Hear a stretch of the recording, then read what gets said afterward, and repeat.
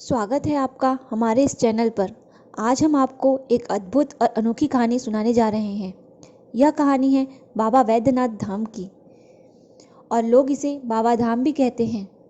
बाबा वैद्यनाथ धाम झारखंड के देवघर जिले में स्थित है। यहाँ नज़दीकी सबसे बड़ा रेलवे स्टेशन जैसेडी कहलाता है। भारत के 12 ज्योतिर्लिंग में से एक वैद्यनाथ धाम का ज्योतिर्लिंग है। मान्यताओं के अनुसार हिंदू धर्म में 12 ज्योतिर्लिंग का दर्शन बहुत ही महत्व रखता है। बाबा धाम के ज्योतिर्लिंग को कामनालिंग भी कहा जाता है। कामनालिंग का अर्थ है इच्छा पूर्ति लिंग। भोलेनाथ अपने सभी भक्तों की मनोकामनाएं पूरी करते हैं। भगवान भोलेनाथ के भक्त 105 किलोमीटर दूर बिहार के भागलपुर के सुल्तानगंज में बह रही उत्तर वाहिनी गंगा से जल भरकर पैदल यात्रा करते हुए यहाँ आते हैं और बाबा का जलाभिषेक करते हैं। अगर आपको हमारा वीडियो पसंद आए तो प्लीज़ इसे लाइक करें और हमारे चैनल को सब्सक्राइब करें।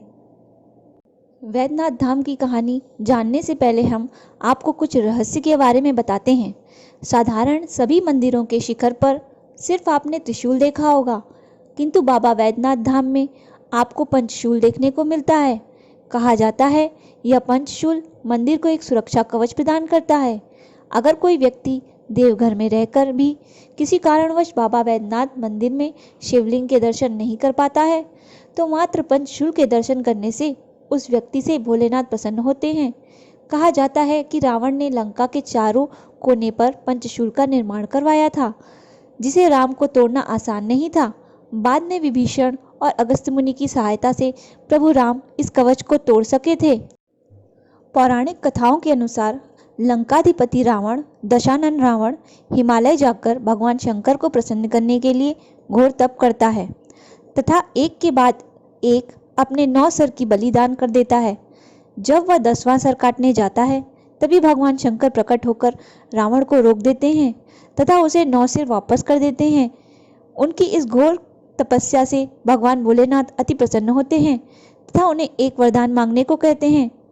तब रावण ने कामनालिंग को ही लंका ले जाने का वरदान मांग लिया। कामनालिंग माता पार्वती का अति प्रिय शिवलिंग था तथा माता पार्वती उसी लिंग की पूजा किया करती थी। शिव जी ने रावण को लिंग ले जाने के लिए कहा, पर एक शर्त भी रखी। उन्होंने कहा, तुमने शिवलिंग को रास्ते में कहीं भी रखा तो वह वहीं स्थापित हो जाएगा।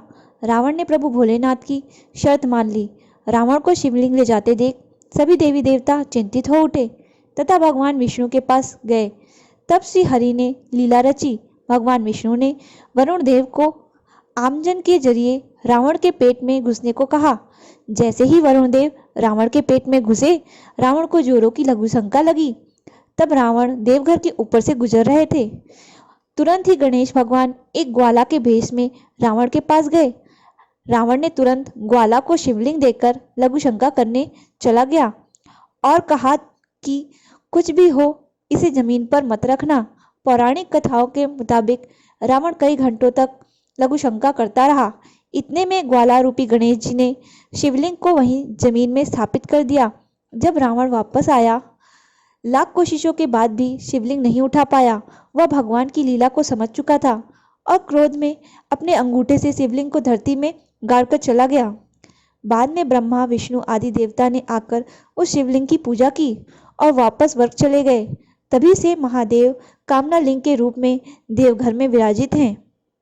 वैसे तो पूरे साल भर इस शिवलिंग में जल चढ़ाया जाता है, परंतु सावन माह के पावन अवसर पर पूरा देवघर भगवा रंग से रंग जाता है और बोल बम के नारों से गूंज उठता है।